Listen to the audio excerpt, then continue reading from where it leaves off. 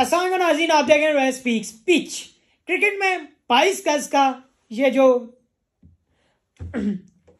अस्सलाम नाज़रीन, आप देख रहे हैं स्पीक्स पिच। क्रिकेट में 22 गज की ये जो पट्टी होती है ये डिसाइड करती है कि आया इस मैच में क्या होगा, इस मैच में आगे चल के आया ज़्यादा रन्स बनेंगे या ज़्यादा विकेट्स गिरेंगी, या क्या है कि इस मैच में सरकमस्टांसेस नज़र आएंगे। किसी हद तक ये पिच उसका नक्शा खींच देती है। इसीलिए कहते हैं ना, पिच को समझना भी एक आर्ट है।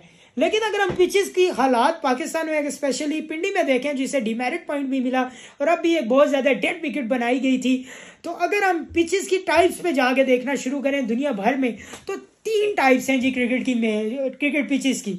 तो सबसे पहले है जो वो है डेड विकेट, मतलब फ्लैट विकेट, जिसे हम सब कॉन्टिनेंट में पाटा विकेट कहते हैं, रेड़ा विकेट कहते हैं।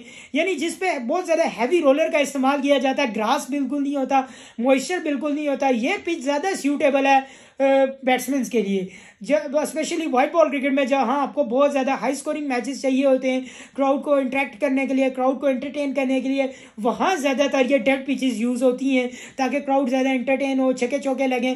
ये पिचेस तो फास्ट बॉलर के लिए एक नाइटमेयर है, ठीक है, क्योंकि ये पिचेस टेस्ट मैचेस के लिए इतना सूटेबल नहीं है, क्योंकि टेस्ट क्रिकेट में आपको रिजल्ट के लिए बैट एंड बॉल के दरमियान इवन आपको कंटेस्ट नज़र आना चाहिए। तो इसलिए कहा जाता है कि ये डेड पिचेस टेस्ट क्रिकेट में ज़्यादा यूटिलाइजेबल नहीं है, और अगर ये टेस्ट क्रिकेट में आ जाएं तो जिसकी वजह से मैच ड्रॉ होने के ज़्यादा खतरात होते हैं। दूसरी पिच है जी ग्रास पिच, जिसमें एक ग्रीन कवर सब बिछा होता है पिच के ऊपर, जिसमें बहुत ज़्यादा हैवी रोलर का इस्तेमाल नहीं किया जाता।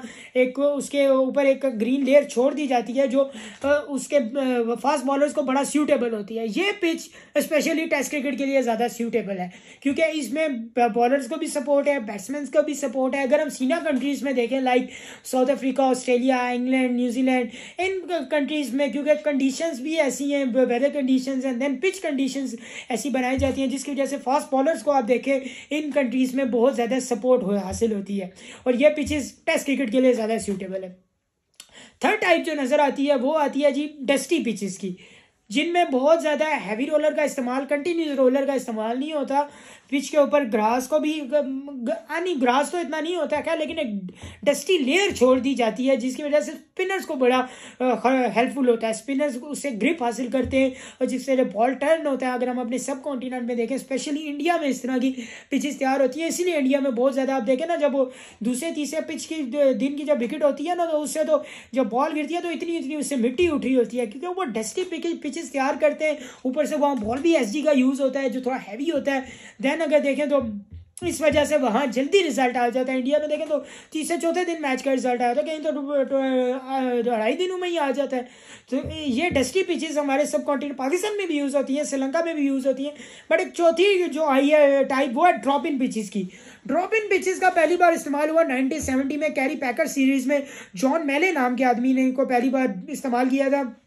ये पिचेस तैयार कैसे होती हैं, इसको समझने की ज़रूरत है कि इनका मेथड और प्रोसीजर क्या है बनाने का। इनको एक्सपेरिमेंटली अगर देखा जाए तो एक लोहे की शीट होती है, उसके अंदर इसमें मिट्टी को डाला जाता है, उस मिट्टी को रख दिया जाता है 5-6 दिन के लिए आगे तक, उसके ऊपर घास उगने के लिए। देन उसके ऊपर एक रेत और फिर मिट्टी डाल के वो बाकायदा लेयर उसको तैयार करते हैं। बाकायदा बाहर तैयार होती है ग्राउंड के, और फिर क्रेन्स के ज़रिए से ग्राउंड में लाया जाता है और ग्राउंड में इंसर्ट किया जाता है। काफ़ी महंगी होती हैं ये पिचेस, करोड़ों अरबों में इनकी मालियत होती है।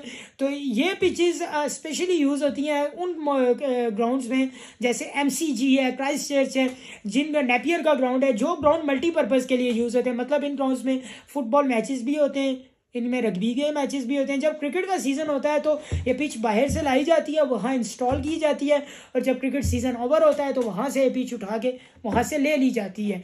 ड्रॉप इन पिचेस में सब के लिए कोई कुछ ना कुछ थोड़ी फेवर होती है। पहले 2-3 दिनों में बॉलर्स को ज़्यादा सपोर्ट मिलती है, फिर आखिरी दिनों में बैट्समैन को अच्छी सपोर्ट मिलती है।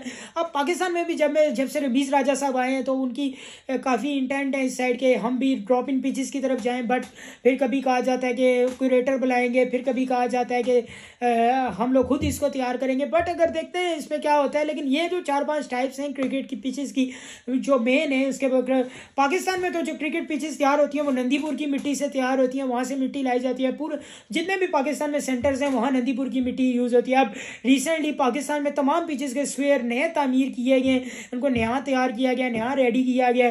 तो अब पिंडी की पिच ने तो बहुत डिसअपॉइंट किया। इसमें हिस्टोरिकल सीरीज थी, इस तरह की मैं नहीं समझता पिच इसमें होनी चाहिए थी, लेकिन है बन गई है, कोई बात नहीं। इससे आपको पिच रिलेटेड एक नॉलेज शेयर करना था। देन इंशाल्लाह बहुत जल्द आपसे दोबारा मुलाकात होगी। तब तक के लिए अल्लाह ने दुआओं में याद रखिएगा। पाकिस्तान जिंदाबाद, कश्मीर पाइंदाबाद।